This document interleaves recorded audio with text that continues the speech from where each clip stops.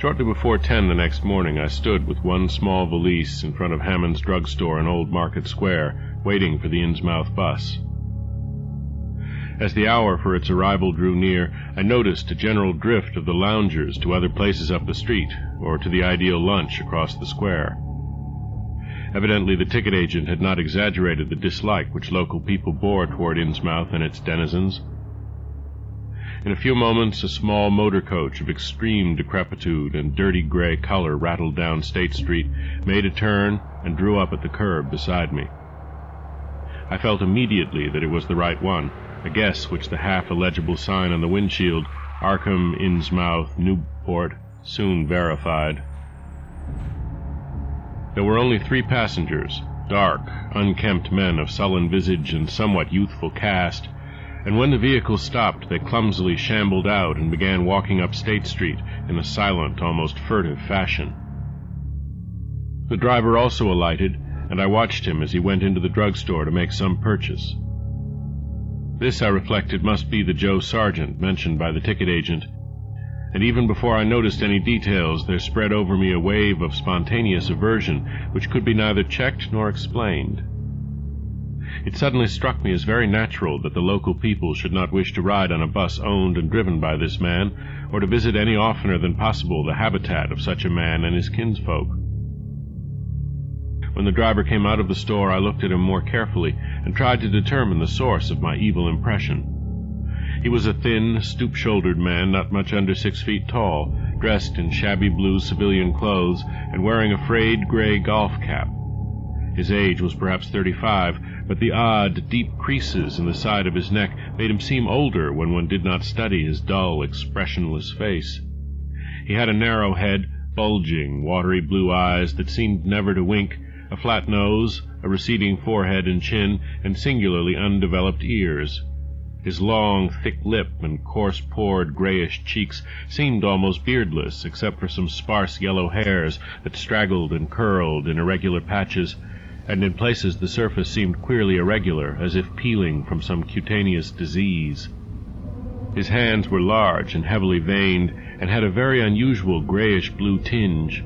The fingers were strikingly short in proportion to the rest of the structure, and seemed to have a tendency to curl closely into the huge palm. As he walked toward the bus, I observed his peculiarly shambling gait, and saw that his feet were inordinately immense. The more I studied them, the more I wondered how he could buy any shoes to fit them. A certain greasiness about the fellow increased my dislike.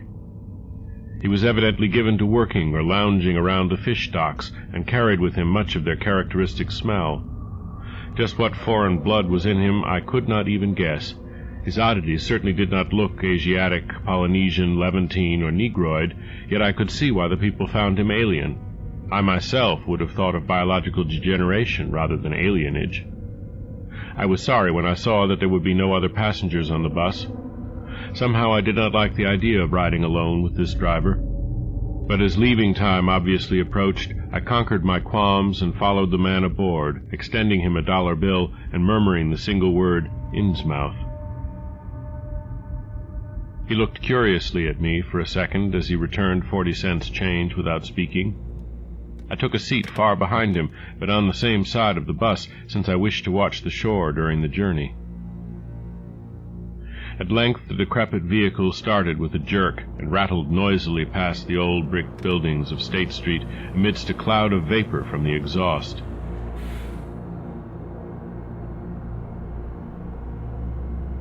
Glancing at the people on the sidewalks, I thought I detected in them a curious wish to avoid looking at the bus, or at least a wish to avoid seeming to look at it. Then we turned to the left into High Street, where the going was smoother, flying by stately old mansions of the early Republic and still older colonial farmhouses, passing the Lower Green and Parker River, and finally emerging into a long, monotonous stretch of open shore country. The day was warm and sunny, but the landscape of sand, sedge-grass, and stunted shrubbery became more and more desolate as we proceeded.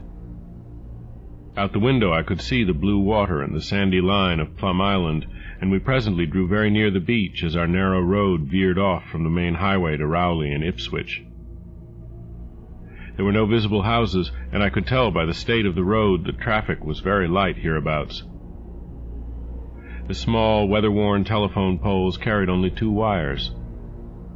Now and then we crossed crude wooden bridges over tidal creeks that wound far inland and promoted the general isolation of the region.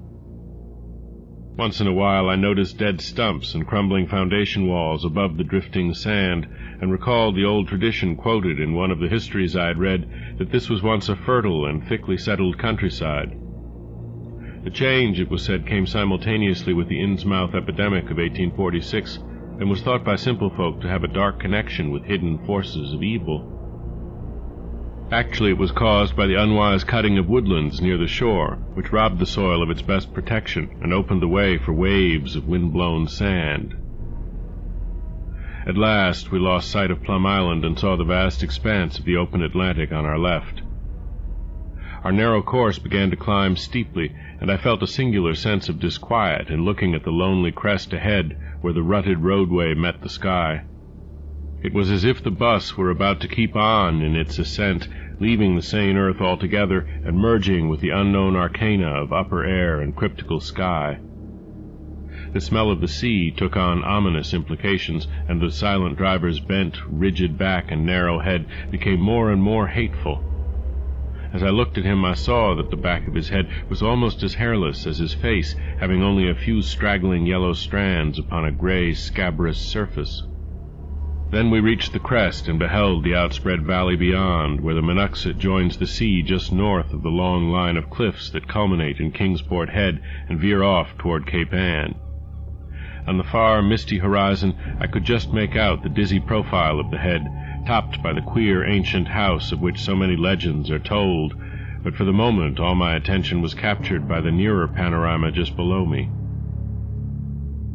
I realized, come face to face with rumor-shadowed Innsmouth.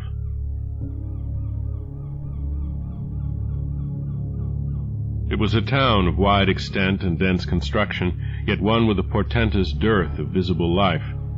From the tangle of chimney pots scarcely a wisp of smoke came, and the 3 tall steeples loomed stark and unpainted against the seaward horizon. One of them was crumbling down at the top, and in that and another there were only black gaping holes where clock dials should have been. The vast huddle of sagging gambrel roofs and peaked gables conveyed with offensive clearness the idea of wormy decay. And as we approached along the now descending road, I could see that many roofs had wholly caved in. There were some large, square Georgian houses, too, with hipped roofs, cupolas, and railed widows' walks. These were mostly well back from the water, and 1 or 2 seemed to be in moderately sound condition.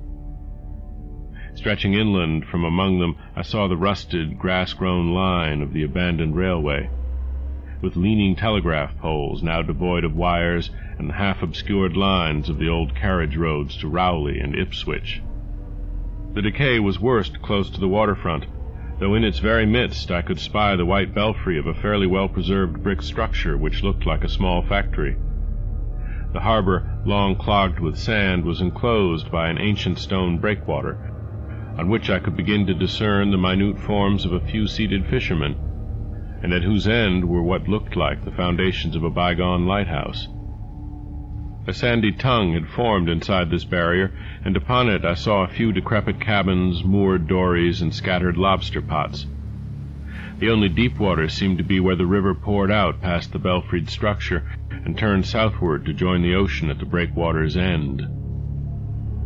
Here and there the ruins of wharves jutted out from the shore to end in indeterminate rottenness, those farthest south seeming the most decayed.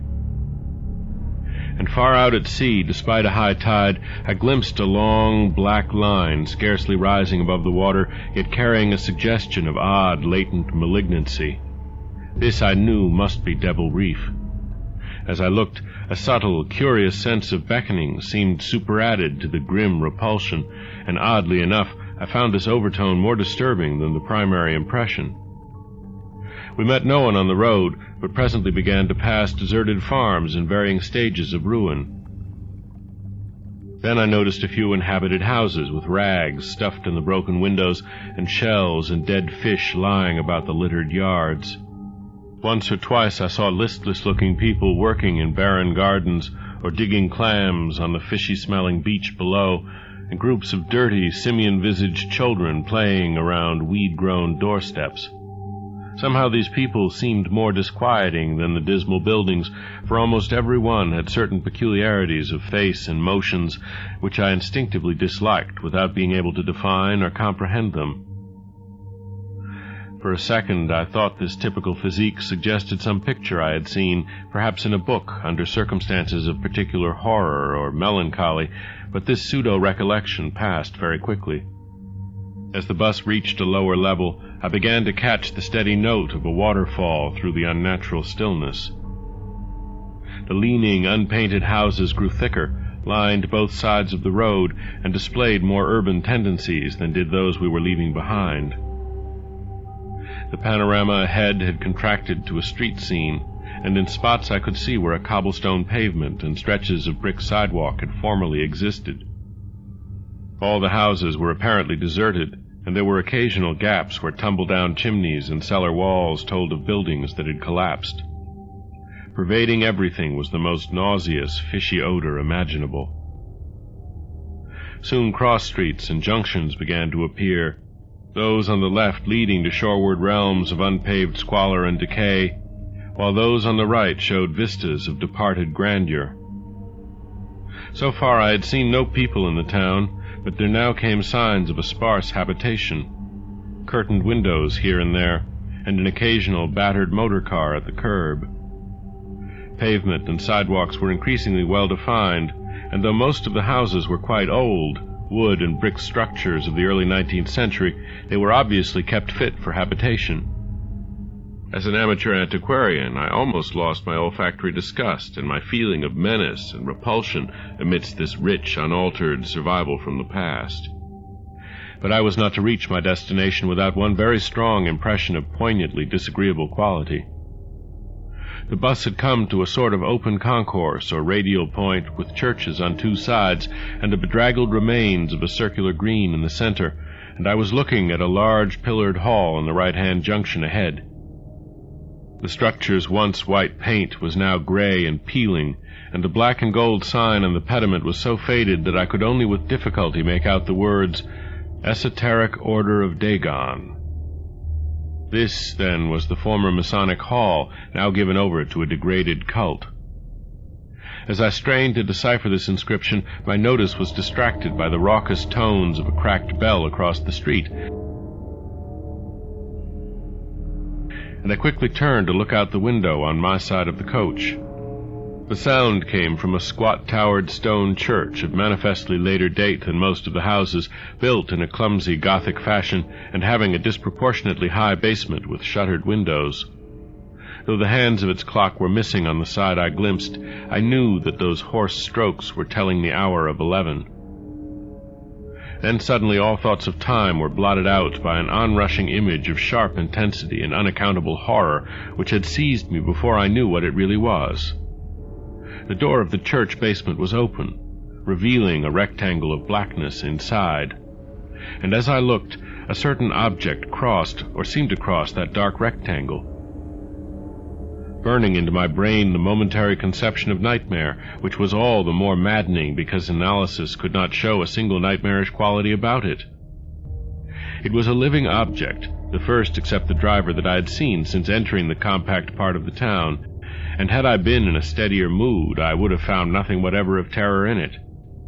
Clearly, as I realized a moment later, it was the pastor, clad in some peculiar vestments, doubtless introduced since the Order of Dagon had modified the ritual of the local churches. The thing which had probably caught my first subconscious glance and supplied the touch of bizarre horror was the tall tiara he wore, an almost exact duplicate of the one Miss Tilton had shown me the previous evening. This, acting on my imagination, had supplied namelessly sinister qualities to the indeterminate face and robed, shambling form beneath it. There was not, I soon decided, any reason why I should have felt that shuddering touch of evil pseudo-memory. Was it not natural that a local mystery cult should adopt among its regimentals an unique type of headdress made familiar to the community in some strange way, perhaps as treasure trove? A very thin sprinkling of repellent-looking youngish people now became visible on the sidewalks, lone individuals and silent knots of 2 or 3. The lower floors of the crumbling houses sometimes harbored small shops with dingy signs, and I noticed a parked truck or two as we rattled along. The sound of waterfalls became more and more distinct, and presently I saw a fairly deep river gorge ahead, spanned by a wide, iron-railed highway bridge, beyond which a large square opened out. As we clanked over the bridge, I looked out on both sides and observed some factory buildings on the edge of the grassy bluff or partway down. The water far below was very abundant, and I could see 2 vigorous sets of falls upstream on my right and at least one downstream on my left. From this point the noise was quite deafening.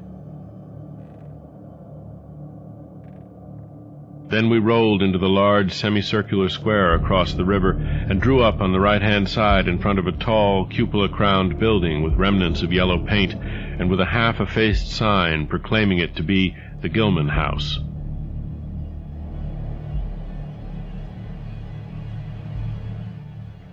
I was glad to get out of that bus, and at once proceeded to check my valise in the shabby hotel lobby.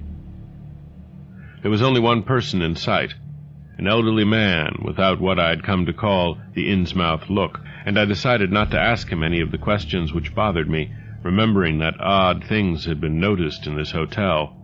Instead, I strolled out on the square, from which the bus had already gone, and studied the scene minutely and appraisingly.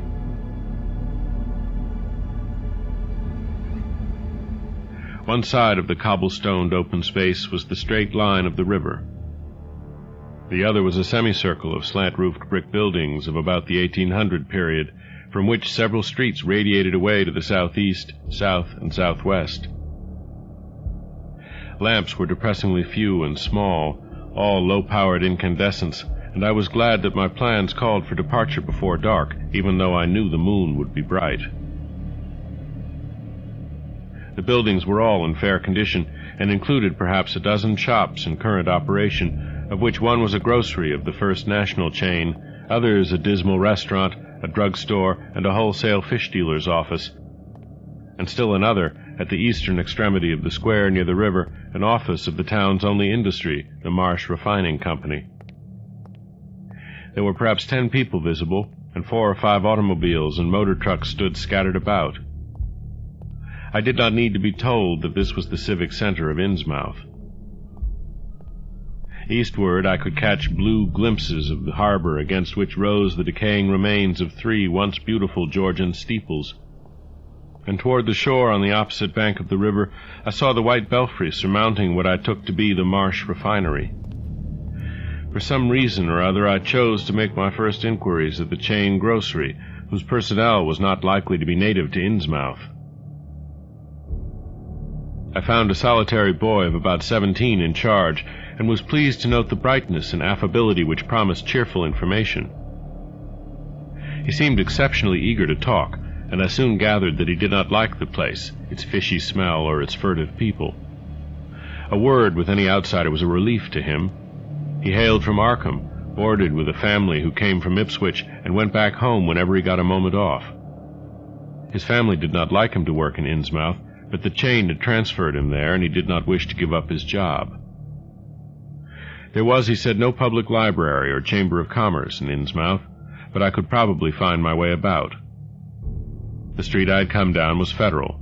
West of that were the fine old residence streets, Broad, Washington, Lafayette, and Adams, and east of it were the shoreline slums.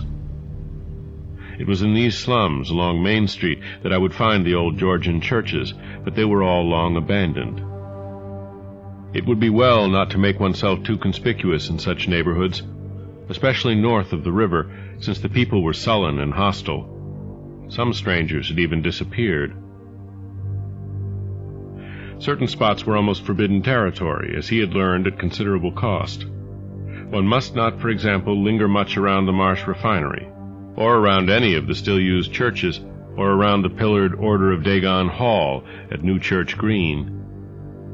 Those churches were very odd, all violently disavowed by their respective denominations elsewhere, and apparently using the queerest kind of ceremonials and clerical vestments. Their creeds were heterodox and mysterious, involving hints of certain marvelous transformations leading to bodily immortality of a sort on this earth. The youth's own pastor, Dr. Wallace of Asbury M.E. Church in Arkham, had gravely urged him not to join any church in Innsmouth.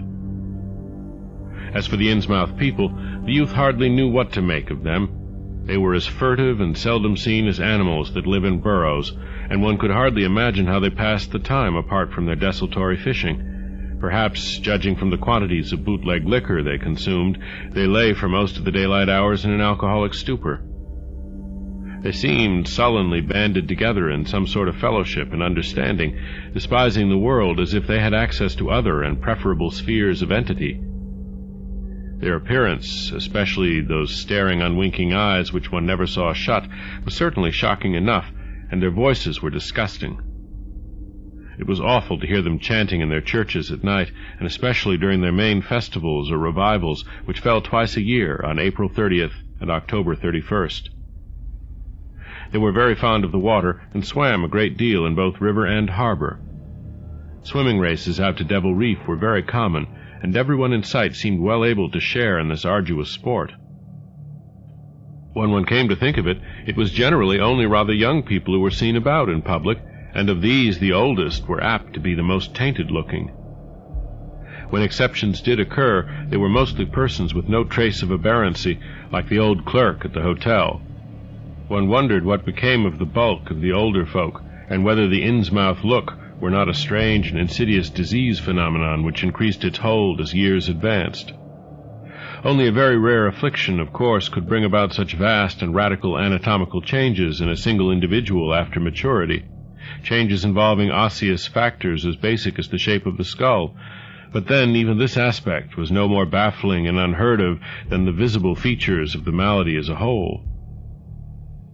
It would be hard, the youth implied, to form any real conclusions regarding such a matter, since one never came to know the natives personally, no matter how long one might live in Innsmouth. The youth was certain that many specimens even worse than the worst visible ones were kept locked indoors in some places. People sometimes heard the queerest kind of sounds. The tottering waterfront hovels north of the river were reputedly connected by hidden tunnels, being thus a veritable warren of unseen abnormalities.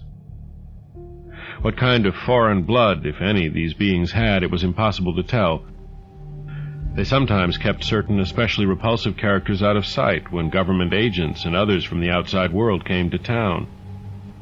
It would be of no use, my informant said, to ask the natives anything about the place. The only one who would talk was a very aged but normal-looking man who lived at the poorhouse on the north rim of the town and spent his time walking about or lounging around the fire station. This hoary character, Zadok Allen, was 96 years old and somewhat touched in the head, besides being the town drunkard. He was a strange, furtive creature who constantly looked over his shoulder as if afraid of something, and when sober could not be persuaded to talk at all with strangers. He was, however, unable to resist any offer of his favorite poison, and once drunk would furnish the most astonishing fragments of whispered reminiscence. After all, though, little useful data could be gained from him, since his stories were all insane, incomplete hints of impossible marvels and horrors which could have no source save in his own disordered fancy. Nobody believed him, but the natives did not like him to drink and talk with strangers, and it was not always safe to be seen questioning him. It was probably from him that some of the wildest popular whispers and delusions were derived. Several non-native residents had reported monstrous glimpses from time to time, but between old Zadok's tales and the malformed denizens, it was no wonder such illusions were current. None of the non-natives ever stayed out late at night, there being a widespread impression that it was not wise to do so. Besides, the streets were loathsomely dark. As for business, the abundance of fish was certainly almost uncanny, but the natives were taking less and less advantage of it. Moreover, prices were falling and competition was growing. Of course, the town's real business was the refinery, whose commercial office was on the square only a few doors east of where we stood. Old Man Marsh was never seen, but sometimes went to the works in a closed, curtained car. There were all sorts of rumors about how Marsh had come to look. He had once been a great dandy, and people said he still wore the frock-coated finery of the Edwardian age, curiously adapted to certain deformities. His sons had formerly conducted the office in the square, but latterly they had been keeping out of sight a good deal and leaving the brunt of affairs to the younger generation. The sons and their sisters had come to look very queer, especially the elder ones, and it was said that their health was failing. One of the Marsh daughters was a repellent, reptilian-looking woman who wore an excess of weird jewelry, clearly of the same exotic tradition as that to which the strange tiara belonged. My informant had noticed it many times, and had heard it spoken of as coming from some secret horde, either of pirates or of demons. The clergymen, or priests, or whatever they were called nowadays, also wore this kind of ornament as a headdress, but one seldom caught glimpses of them. Other specimens the youth had not seen, though many were rumored to exist around Innsmouth. The Marshes, together with the other 3 gently bred families of the town, the Waits, the Gilmans, and the Elliots, were all very retiring. They lived in immense houses along Washington Street, and several were reputed to harbor in concealment certain living kinsfolk whose personal aspect forbade public view, and whose deaths had been reported and recorded. Warning me that many of the street signs were down, the youth drew for my benefit a rough but ample and painstaking sketch map of the town's salient features. After a moment's study, I felt sure that it would be of great help, and pocketed it with profuse thanks. Disliking the dinginess of the single restaurant I had seen, I bought a fair supply of cheese crackers and ginger wafers to serve as a lunch later on.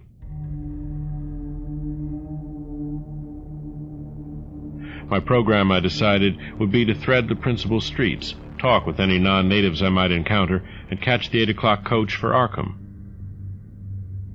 The town, I could see, formed a significant and exaggerated example of communal decay, but being no sociologist, I would limit my serious observations to the field of architecture.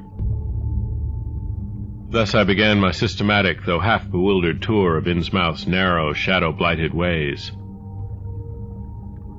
Crossing the bridge and turning toward the roar of the lower falls, I passed close to the Marsh refinery, which seemed oddly free from the noise of industry. This building stood on the steep river bluff near a bridge and an open confluence of streets which I took to be the earliest civic center, displaced after the Revolution by the present town square. Recrossing the gorge on the Main Street bridge, I struck a region of utter desertion which somehow made me shudder. Collapsing huddles of gambrel roofs formed a jagged and fantastic skyline, above which rose the ghoulish, decapitated steeple of an ancient church. Some houses along Main Street were tenanted, but most were tightly boarded up. Down unpaved side streets, I saw the black, gaping windows of deserted hovels, many of which leaned at perilous and incredible angles through the sinking of part of the foundations. Those windows stared so spectrally that it took courage to turn eastward toward the waterfront. Certainly the terror of a deserted house swells in geometrical rather than arithmetical progression as houses multiply to form a city of stark desolation. The sight of such endless avenues of fishy-eyed vacancy and death, and the thought of such linked infinities of black, brooding compartments given over to cobwebs and memories and the conqueror worm, start up vestigial fears and aversions that not even the stoutest philosophy can disperse. Fish Street was as deserted as Main, though it differed in having many brick and stone warehouses still in excellent shape. Water Street was almost its duplicate, save that there were great seaward gaps where wharves had been. Not a living thing did I see, except for the scattered fishermen on the distant breakwater, and not a sound did I hear save the lapping of the harbor tides and the roar of the falls and the Monoxet. The town was getting more and more on my nerves, and I looked behind me furtively as I picked my way back over the tottering Water Street Bridge. The Fish Street Bridge, according to the sketch, was in ruins. North of the city there were traces of squalid life, active fish-packing houses in Water Street, smoking chimneys and patched roofs here and there, occasional sounds from indeterminate sources, and infrequent shambling forms in the dismal streets and unpaved lanes. But I seemed to find this even more oppressive than the southerly desertion. For one thing, the people were more hideous and abnormal than those near the center of the town, so that I was several times evilly reminded of something utterly fantastic which I could not quite place. Undoubtedly the alien strain in the Innsmouth folk was stronger here than farther inland, unless indeed the Innsmouth look were a disease rather than a blood strain, in which case this district might be held to harbor the more advanced cases. One detail that annoyed me was the distribution of the few faint sounds I heard. They ought naturally to have come wholly from the visibly inhabited houses, yet in reality were often strongest inside the most rigidly boarded-up facades. There were creakings, scurryings, and hoarse, doubtful noises, and I thought uncomfortably about the hidden tunnels suggested by the grocery boy.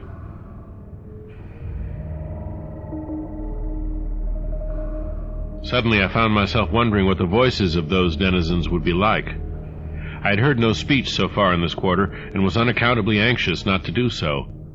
Pausing only long enough to look at two fine but ruinous old churches at Main and Church Streets, I hastened out of that vile waterfront slum. My next logical goal was New Church Green, but somehow or other I could not bear to repass the church in whose basement I had glimpsed the inexplicably frightening form of that strangely diademed priest or pastor. Besides, the grocery youth had told me that the churches, as well as the Order of Dagon Hall, were not advisable neighborhoods for strangers. Accordingly, I kept north along Main to Martin, then turning inland, crossing Federal Street safely north of the Green, and entering the decayed patrician neighborhood of Northern Broad, Washington, Lafayette, and Adams Streets. Though these stately old avenues were ill-surfaced and unkempt, their elm-shaded dignity had not entirely departed. Mansion after mansion claimed my gaze, most of them decrepit and boarded up amidst neglected grounds, but one or two in each street showing signs of occupancy. In Washington Street there was a row of 4 or 5 in excellent repair and with finely tended lawns and gardens. The most sumptuous of these, with wide terraced parterres extending back the whole way to Lafayette Street, I took to be the home of Old Man Marsh, the afflicted refinery owner. In all these streets no living thing was visible, and I wondered at the complete absence of cats and dogs from Innsmouth. Another thing which puzzled and disturbed me, even in some of the best-preserved mansions, was the tightly shuttered condition of many third-story and attic windows.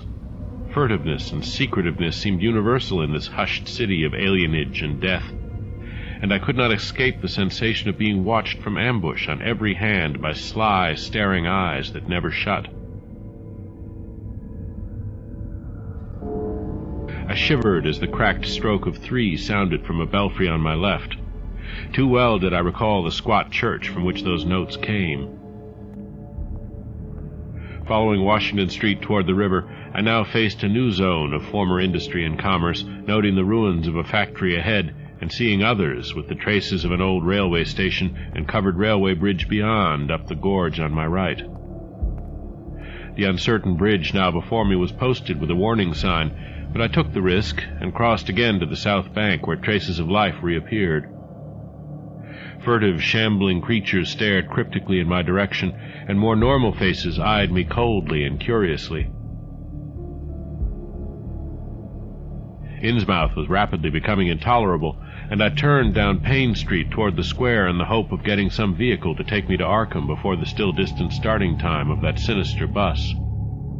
It was then that I saw the tumble-down fire station on my left, and noticed the red-faced, bushy-bearded, watery-eyed old man in nondescript rags who sat on a bench in front of it, talking with a pair of unkempt but not abnormal-looking firemen. This, of course, must be Zadok Allen, the half-crazed, licorice nonagenarian whose tales of old Innsmouth and its shadow were so hideous and incredible.